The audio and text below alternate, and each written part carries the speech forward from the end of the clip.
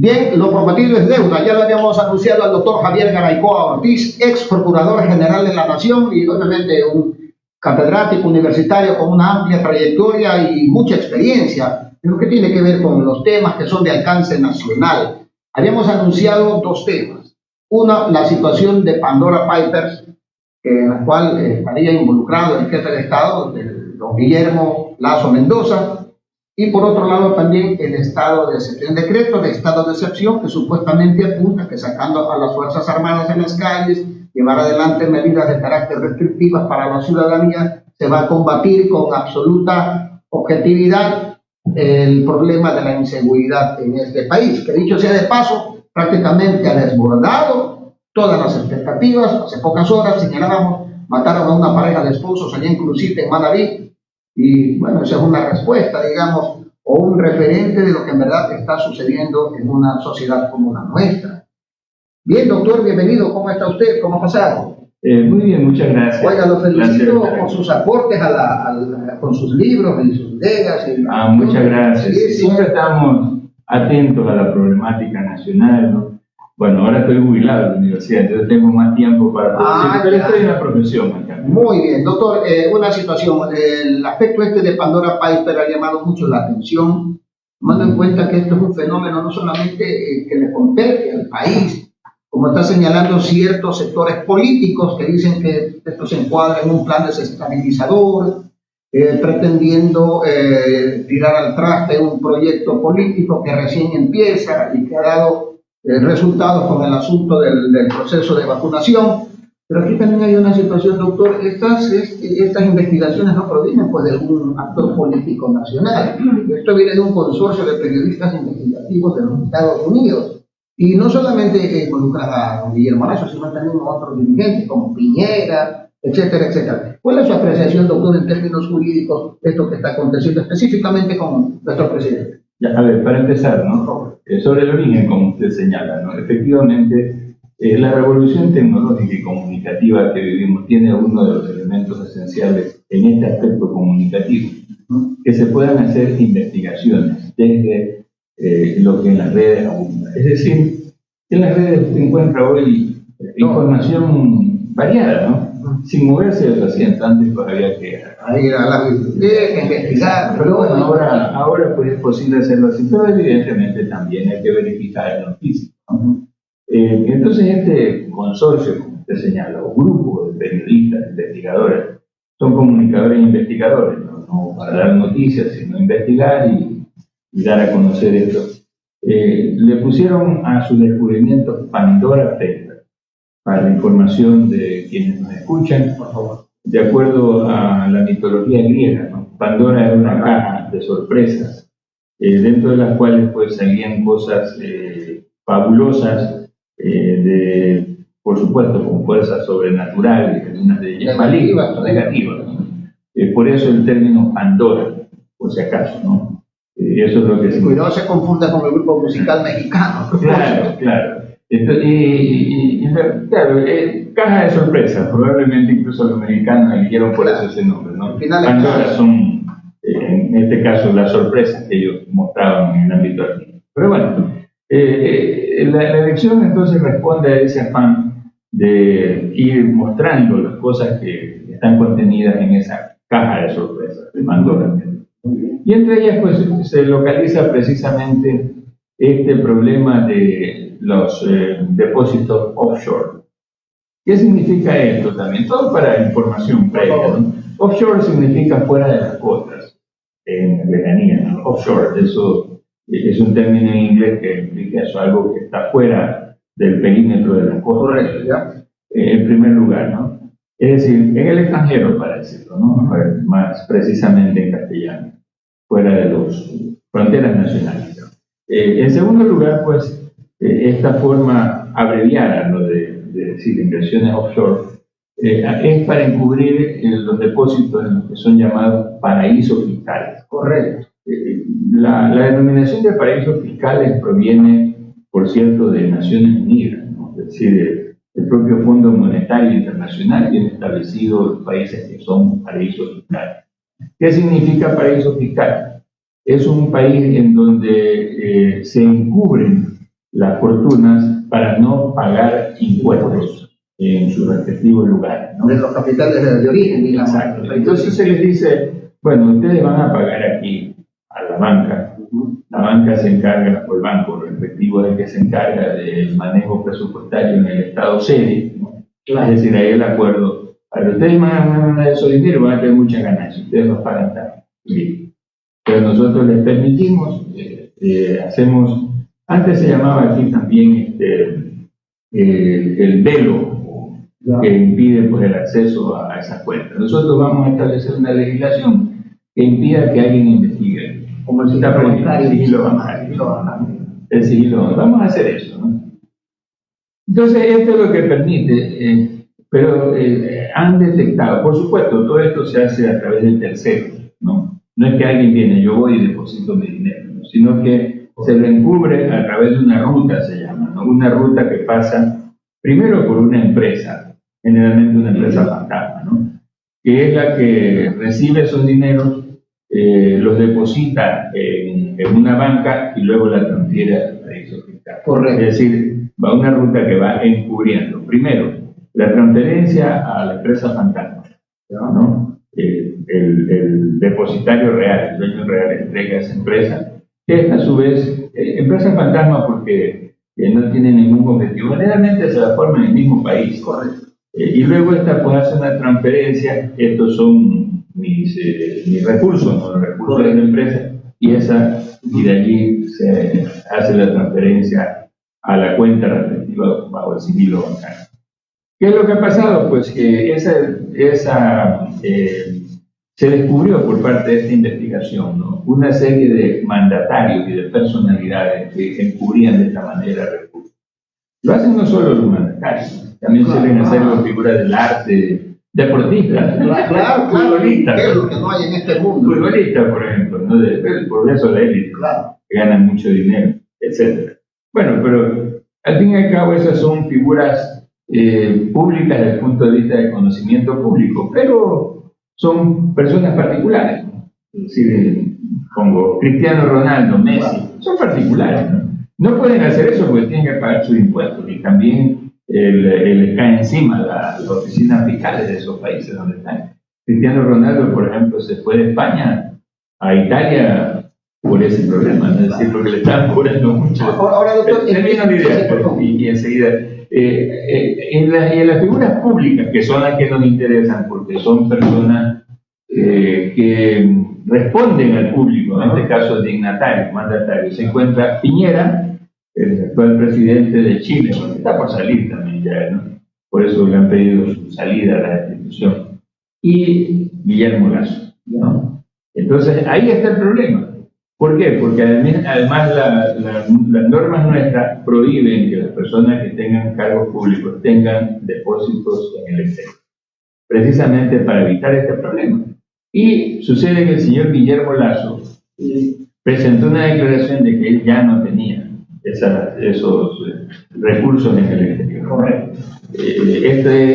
Por supuesto, presentó ante el CNE, el Consejo Nacional Electoral, para que certifique pues, justamente que sí podía ser candidato, ¿no? Esta es una declaración voluntaria que se hace para poder terciar en la elección. Esa es la situación. Ahora sí, escucho cualquier otra pregunta. Ahora sí, doctor, ¿en qué se habría incurrido? Por ejemplo, si habla el hecho de haber hecho una declaración pública antes de ser candidato, cuando en verdad está escondiendo información, eso de por sí lo hubiese invalidado, o cuáles serían los efectos, o en qué situaciones, digamos, negativas habría incurrido, porque se habla, usted sabe que también hay intereses políticos y cosas por el estilo, ¿no? Se habla de que hay testaferrismo, que hay evasión de impuestos, que hay, en síntesis, fue procurador. El primer gran problema, yo lo voy a poner en términos jurídicos, ¿no? Correcto. No voy a hacer apreciaciones políticas sobre el tema. ¿Por qué? Porque este es un tema judicial. ¿En qué sentido? No es político ni ideológico, nada tiene que ver. Es decir, hay un elemento ético, si se quiere, desde el punto de vista de la política, ¿no? Hay una referencia a eso, pero desde el punto de vista de su juzgamiento, pues es un tema judicial, a mi manera de ver, pero sí vale la pena que la gente se entere. El primer gran problema, que es evidente, ¿no? De acuerdo a lo que establece en este Pandora Paper, es el delito de una declaración falsa. Es decir, esta es una ofensa a lo que se llama la fe pública. Porque ha hecho una declaración pública. Le mintió al país prácticamente. Más o menos le explico, ¿no? Este tipo de declaraciones se pide a todos los funcionarios públicos que declaren los bienes que tienen. Por supuesto, eso incluye pues, bienes muebles, inmuebles, cuentas, todo, ¿no? Para que la gente sepa, por el problema de transparencia, bueno, yo entro con esto durante el año, durante cada año, yo voy haciendo mi declaración y aquí la gente puede ver cómo se incrementan. Y por supuesto, como soy funcionario público, en la página respectiva está no solo la información, sino que está también el ingreso. Es decir, usted mensualmente se le paga tanto.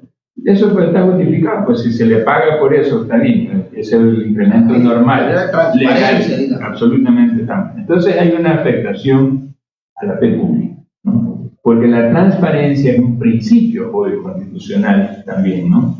En este manejo. Ese es el primer gran problema, ¿no? Yo diría que aquí hay un problema ético, ¿no? Porque si usted ha faltado a la fe pública, más o menos usted dice, voy a poner el término común, ¿no? Quiero que se entienda. Usted ha mentido. Es un mentiroso. Es un mentiroso. Por supuesto, mentir en sí no es un delito. Es una infracción de carácter moral, ética, ¿no? Porque a nadie le parece bien que una persona que intenta un cargo falte a la verdad, ¿no? Ni sobre él, ni sobre lo que está haciendo, ni mucho menos pues, sobre sus intenciones, etcétera, etcétera, ¿no? Pero ahí hay un problema, ¿no? ¿Qué es lo que se genera a partir de eso? Que sí, en sí se formula como un delito contra la fe pública, se llama delito contra la fe pública, ¿no? Se genera, ¿cuál es la intención pues, de ese delito contra la educación pública? ¿Qué es lo que provoca o qué produce? Entonces hay un efecto. Vamos a ver, si esos, y por eso digo también este es un tema judicial, si se verifica que realmente existe, a través de lo que usted señaló, testaferrismo. Testaferrismo es un término jurídico penal, ¿no? Que implica encubrir a través de otra persona, de otra figura, de otra entidad, algo que le beneficia a usted. Es decir, un tenedor falso de recursos, ¿no? Que en realidad, pues, o no existe, a ver, cuando digo no existe, no digo físicamente, ¿no? Entiendo, ¿no? Estoy hablando de la figura jurídica, la empresa. Correcto. La empresa no existe realmente, existen los papeles, ¿no? Pero en términos prácticos no hay. Y cuando se trata de una persona, también existe físicamente, tiene documentos de identidad, pero no tiene... Además, tenido papá y mamá, ¿no? Pero no maneja nada de esos bienes. Si no tiene decisión sobre ello, no tiene poder sobre eso. Y luego, a partir de eso, pues si sucede, se verifica eso, tenemos otro problema, que sería la evasión de impuestos. Evasión de impuestos, ¿no? ¿Por qué? Porque, como decía, pues si se está señalando que estos bienes en un paraíso fiscal es para evadir impuestos. Es para evadir impuestos. Aquí hay un problema. Lasso dice, el presidente Lasso, ¿no? Dice, pues que tú, bueno, ya está evadiendo. Desde el momento que asumió que estaba evadiendo. Tú ya no la tengo, eso no le exime de evadiendo. Entonces, ahí lo honesto sería decir, bueno, pues yo estoy dispuesto a cubrir eso, ¿no? Porque él mismo dice que el Estado necesita recursos, que quiere subir ahí entra otra contradicción. Bueno, pues, hay que invertir en el país. La caridad empieza por casa, porque está bien, vamos a ver, aquí está lo que yo debo, ¿no? para contribuir al desarrollo del país. A este vacío de la caja fiscal, no tenemos recursos. Bueno, pues yo voy a contribuir con esto, ¿no? Ya. Y no es que voy a regalar, voy a cumplir lo que en su momento incumplí por obra motivo. Pero esta es la imagen, ¿no? Ahora bien, ¿qué consecuencias jurisdiccionales tiene? Es decir, ¿cómo se juzga? Yo señalé que es un tema judicial. Evidentemente. Es un tema judicial, ¿no? Yo creo que la Asamblea, por supuesto, a la Asamblea le corresponde investigar la parte que le toca. ¿Cuál es la parte que le toca? Lo que yo señalé, la parte ética. Ya. Y sobre eso puede observar perfectamente. Decir, oiga, presidente, pero usted ha hecho una declaración de bienes que no corresponden. yo creo que usted debe disculpar. Correcto. Nada más, ¿no? El resto le corresponde a la Fiscalía, a la Contraloría, que son los que verifican la Contraloría porque se trata de un funcionario. Claro, la Fiscalía, pues, porque es un delito contra la ley. Entonces, lo que les corresponde a ellos es investigar y notificar a la Asamblea que están realizando las investigaciones del caso. Advierto, nadie está fuera de la jurisdicción, nadie. Ninguna persona, por más alto que sea su cargo, está fuera de la jurisdicción. Está exento. Es decir, así como a Juan Piguave lo investiga la Fiscalía por chorro, por esa ¿Por qué también está paga? Está bien. También pues, debe investigarse las posibles infracciones. La Fiscalía todas ellas son posibles. Sí, no se olvide que todos ellos no pueden sino investigar previamente. Tienen que hacer la investigación, establecer responsabilidades y punto. Después de restablecer las responsabilidades, pues, si es necesario enjuiciar, tienen que pedir autorización a la Asamblea para poder iniciar el proceso, ¿no? Entonces, ese es el camino jurisdiccional. Todo está en manos de la justicia. Ahora, ¿cómo cumple la justicia su cometido? Se supone que debe hacerlo de manera imparcial y neutra. Ojalá sea así, pero bueno, pero no hay otro camino. Pero también como que hay tendencia a la politización de este aspecto. Sí. Señalamos que están en procesos de negociaciones, como mira, yo no te voy a acusar, si me das lo de acá, correcto. A ver, yo voy a la parte ahora sí política, no hagamos, ya expliqué. Ya la parte jurídica, ahí está. Frente a eso, vemos nosotros cómo se alinean las distintas fuerzas políticas en el gobierno, en la Asamblea y también en la opinión pública. A ver, ¿qué ha pasado aquí, no? Todo esto pues genera un proceso de inestabilidad. Voy a decirlo, a ver, no se entiende, entiéndase bien, pero lo que quiero decir. Inestabilidad quiere decir una situación de incertidumbre para todos, ¿no? A ver, ¿qué va a pasar? ¿Qué va a suceder? Esto es algo que está fuera del contexto normal. Es verdad, es verdad. Entonces, frente a eso, ¿cuál ha sido la respuesta del gobierno? ¿Qué es lo que interesa? Porque a la larga se trata de una investigación de la actuación del presidente. Dos cosas.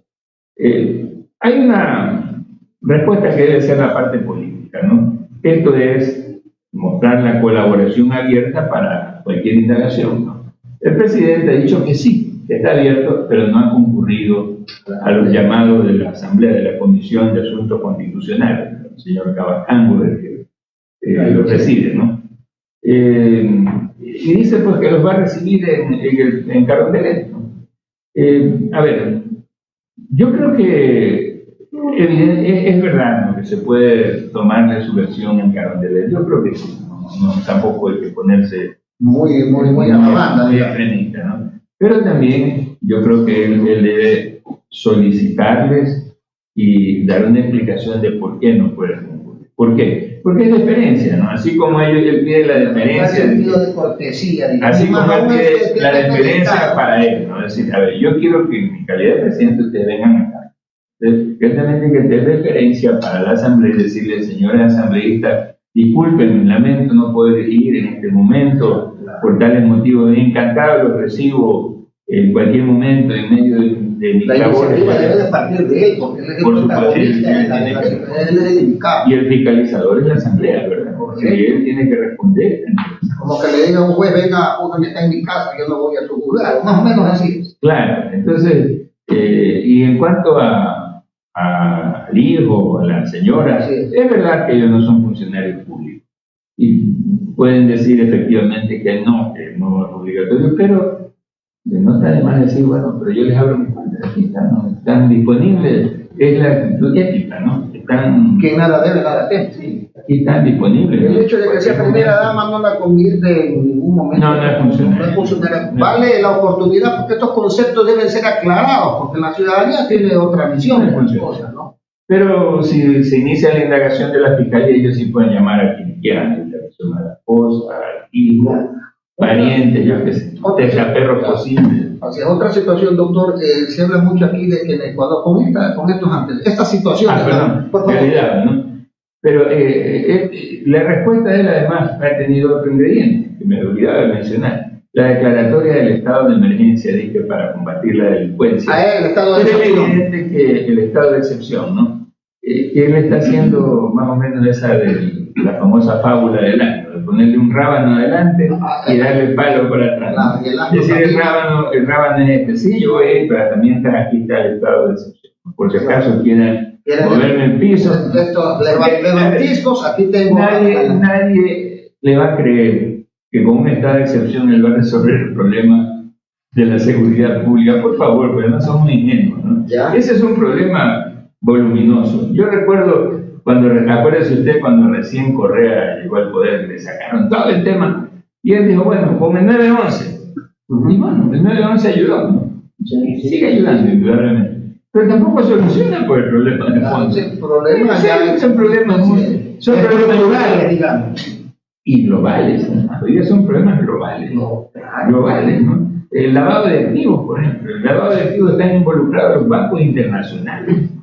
Por ejemplo, ¿no? El narcotráfico, etc. Otra pequeña inquietud que tenía y que la gente también debe de conocer. Se habla mucho sobre la seguridad jurídica, que el Ecuador debe presentar una fase ante el Concierto Internacional de Naciones, que damos todas las posibilidades que hay, aquí hay la seguridad jurídica, etcétera, etcétera, etcétera, para la inversión. Con todas estas situaciones que han pasado, ¿no queda erosionado, si se quiere, ese concepto como país frente a la opinión pública internacional? A ver. Primero, seguridad jurídica es un concepto que está definido en la Constitución, que dice, en resumen, para ser un Estado de Derecho, no lo dicen esos temas, yo le explico de una manera.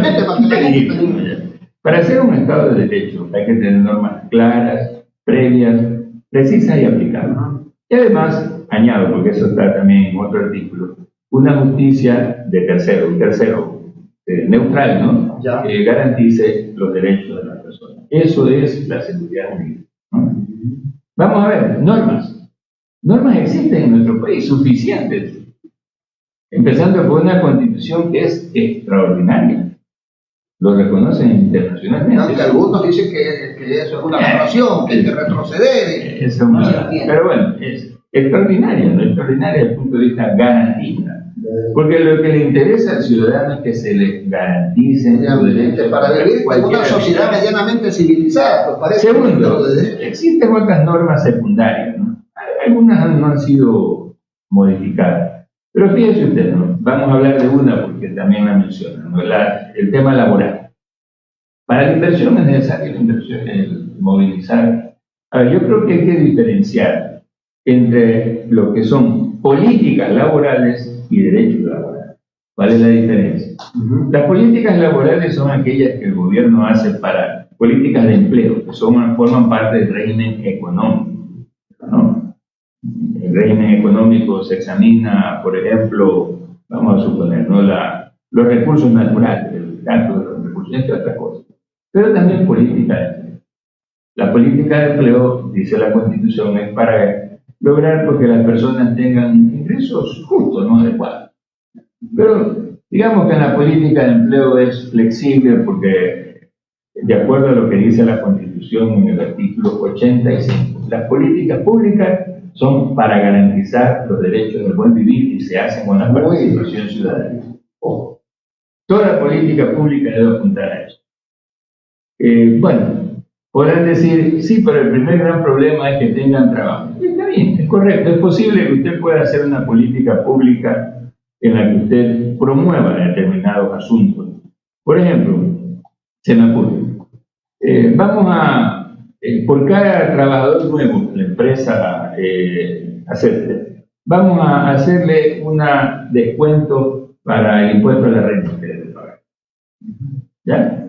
Por ejemplo, y usted le dice, bueno, si ustedes me promueven un nuevo empleo, no hay problema, vamos a hacer un descuento porcentual del impuesto a la renta que debe pagar. Vamos a disminuirle el impuesto a la renta. Más aún le dice si es una mujer, si es un menor o si es una persona de la tercera edad o un discapacitado. Más de lo que.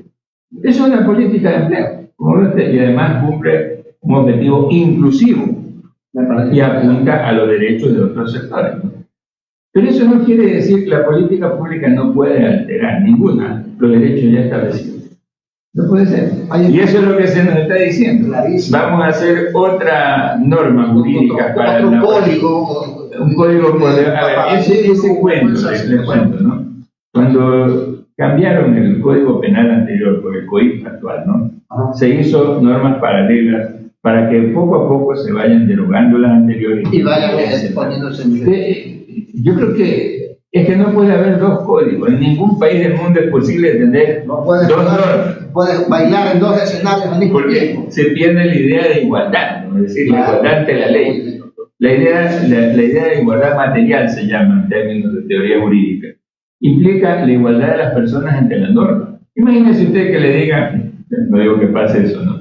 Usted va a recibir un plato mayor de comida y el otro uno menor. Los dos tienen el derecho a comer. No, porque no tenemos el mismo derecho. No es igual, no están repartiendo igual. Interesante estas expresiones sumamente esclarecedoras para que la ciudadanía tenga una visión objetiva respecto de esta problemática que lamentablemente afecta a todos los ecuatorianos, y más aún en tratándose pues del jefe de Estado. Hay los mecanismos, uno no lo dice porque este medio de comunicación no es juez ni nada por el estilo, pero por eso justamente aquí tenemos a un ex procurador general de la Nación, experto en esta temática, y él nos está manifestando en qué habría incurrido. Podría incurrir esta situación lamentable, por cierto, del presidente Guillermo Lasso. Doctor, le agradecemos su participación. Esperamos tener alguna nueva oportunidad. Siempre es necesario que la gente nos ilustremos, mejor dicho. Unas pocas palabras. Permítanme una aclaración, ¿no? Por si acaso, la salida del presidente solo sería posible en las condiciones actuales a través de una revocatoria de mandato. La Constitución incluye pues la revocatoria del mandato a través de un proceso, de una consulta, ¿no? Donde la gente vota, ¿no? sobre eso. Pero la revocatoria del mandato requiere hacérsela solo después de la mitad del periodo de la política. Es decir, de aquí a 2 años. Entonces no es posible hacer una revocatoria. No es lo que algunos sectores quieren, que ya esto es violento, no es tan así. Bien interesante. Entonces, yo creo que sí, a ver, puede ser que exista mucha gente descontenta, ¿no? Yo no me identifico con la forma en que el presidente Lasso conduce el país, ¿no? Eso es evidente, yo no lo niego, ¿no? Pero también las cosas deben hacerse dentro de los cauces, esto es seguridad jurídica, dentro de los cauces que establece la Constitución. Esa es la situación. Doctor, nuevamente le reiteramos nuestro agradecimiento y esperamos tener alguna nueva oportunidad. En pocos momentos también vamos a tener al doctor Pedro Moreira, con quien también vamos a tratar esta temática. Doctor, muchas gracias nuevamente. Ya volvemos con esa información.